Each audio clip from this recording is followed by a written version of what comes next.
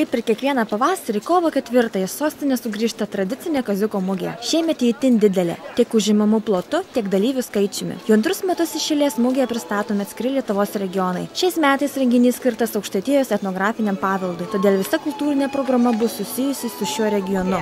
Jau stengiamės, ruošiamės jau 2 mėnesiai prieš, palapinės gražiausias pasisiūvom, programą visą surepetavom, štai neužilgo 1 valandą mes patys pirmieji ir pradėsim savo pasirodymą. Atsivežėm patį nuostabiausią folkloro ansamblį Dagilėlis, instrumentinę grupę, kaimo kapelą, kareivius, pačios kokius gražius kaptonus pasisiūvom ir kareivius atsivežėm, kad būtų ir saugu, ir šilta, ir smagu. Mugėje, kuri nusidrieks nuo Seimo rūmų per visą Gedimino prospektą iki Rotušės aikštės, kaip visada gausu liaudės ir profesionalių menininkų, siūlančių daugybę įvairiausių darbų. Nuo molinių puodynių, medinių šaukštų iki spalvingų verbų. Kai kurie prekeiviai mugėje pirmą, kiti jau jubiliejinį 30 kartą, tačiau visi nusiteikia puikiai.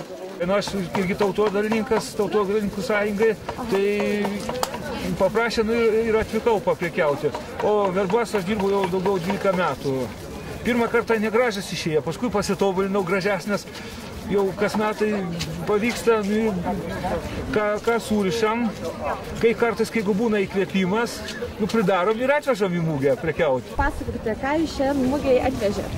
Atvežiau, ką padariau, tai atvežiau, kaukių atvežiau, skulptūrėlių atvežiau.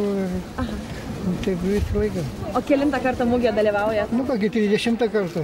Sekmadienį mugės uždarymo dieną Rotušės aikštėje bus švenčiamos užgavėnės, kurios šiais metais sutapo su Kaziuku. Kadangi kultūrinės programos akcentas aukštaičių tradicijos, ant laužo bus deginama nemori aukštaičių gavėnas. Mugė vyks kovo 4-6 dienomis. Planuojama, kad nepaisant gan pesimistiškų orų prognozių, joje apsilankys rekordinis lankytojų skaičius – daugiau nei 500 000 žmonių.